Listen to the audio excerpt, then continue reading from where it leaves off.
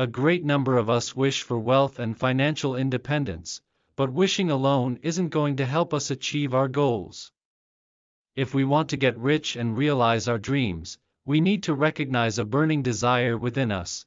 For instance, even after more than 10,000 failed experiments, Thomas Edison could not be shaken from his goal of inventing an electric light source. He was, plain and simple, driven by the desire to make his dream come true. And, after years of hard work, he did just that when he invented the light bulb.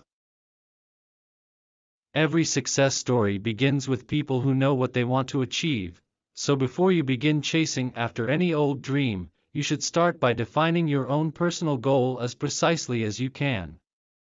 For example, if you want to get rich, you should decide precisely how much money you want to make. Additionally, you must have a clear understanding of when you want to achieve your goal and what you're prepared to invest to accomplish it. Because setting a specific goal is pointless if it's floating in some indeterminate future where you'll only ever be able to pursue it half-heartedly.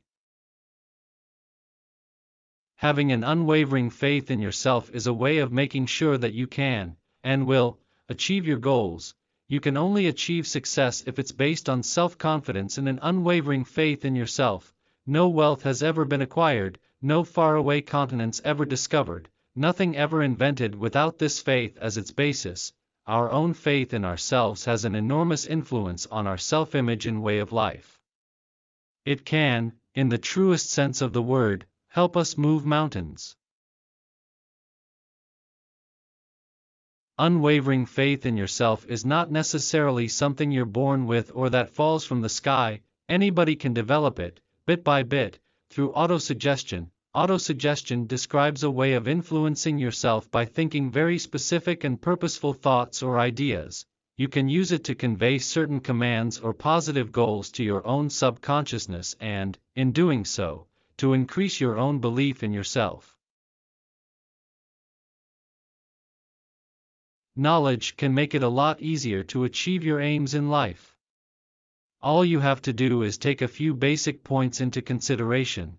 First of all, you need to take the traditional meaning of knowledge and education and throw it out the window, because being knowledgeable or well-educated isn't limited to having a high school diploma or university degree. Uneducated people can also know a heck of a lot, as Henry Ford clearly demonstrated. Although he didn't make it to high school, it didn't stop him from establishing an industrial empire and making millions. If you want to be successful, you don't need to stuff your head with too many facts. It is far more important to acquire the right experiences and knowledge, use your own strengths and fully exploit your own potential. The most important basis is a willingness to continue learning throughout your life. Each and every success story begins with an idea. And behind each and every idea is the imagination. It is, essentially, the creative workshop of our minds that transforms our dreams into ideas and our ideas into reality. This imaginative ability has two different forms, the creative imagination and the synthetic imagination. By using our creative imagination, we are able to come up with completely new things. Ingenious composers, visual artists and writers use this function to create works unlike anything made before. The synthetic imagination, by contrast, rearranges old ideas into new combinations.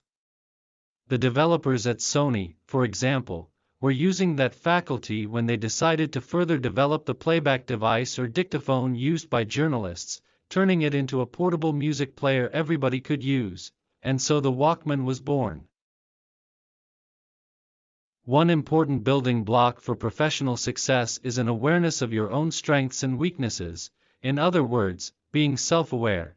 In order to be able to figure out exactly what your strengths and weaknesses are, it's advisable to perform a thorough and honest self-analysis. Don't worry, this doesn't require going to a psychologist. It's more than enough if you go through a checklist of questions, which should include, have I achieved my aim for this year? Was I always friendly, courteous and cooperative? Did I make all decisions promptly and firmly? then you should compare your subjective self-analysis with somebody else's objective evaluation of you. This works best when you sit down with a person who knows you really well to openly and honestly discuss your strengths and weaknesses. Our subconscious receives and stores sensory stimuli, feelings, and thoughts. It saves everything we've ever experienced, regardless of whether it was positive or negative. But saving information alone isn't all there is to it. Our subconscious is also constantly exercising its influence on our actions. It can shape us positively, endowing us with strength and enterprise, but it can also shape us negatively, misleading us into despondency and pessimism. And so, if we want our subconscious to help us realize our desires and goals, we have to make sure that positive feelings play a leading role in our lives. The analysis of over 25,000 life stories of people who failed to achieve professional success shows that a lack of determination is the main reason for their failure. The analysis of the success stories of multimillionaires revealed, by contrast, that they all had two characteristics in common. They were used to making split-second decisions and, once they made them, they stood firmly behind their decisions. A certain degree of stubbornness, as long as it does not transform into a death. Obstinacy can even be advantageous.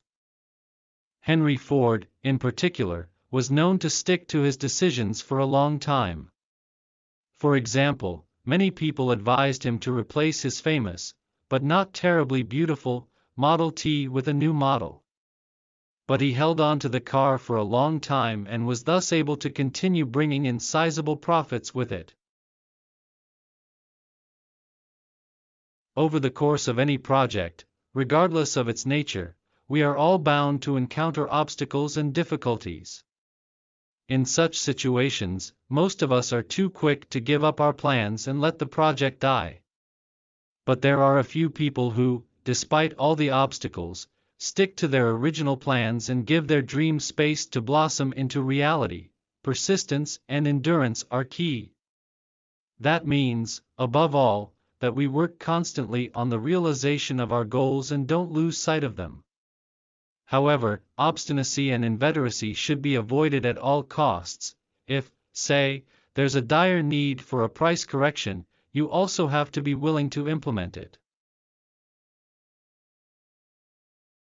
The bigger the goal, the more complex the planning. The more complex the planning, the more difficult the goal's execution. The more difficult the execution, the more dependent the brains behind the project will be on the creative, intellectual, and moral support of others.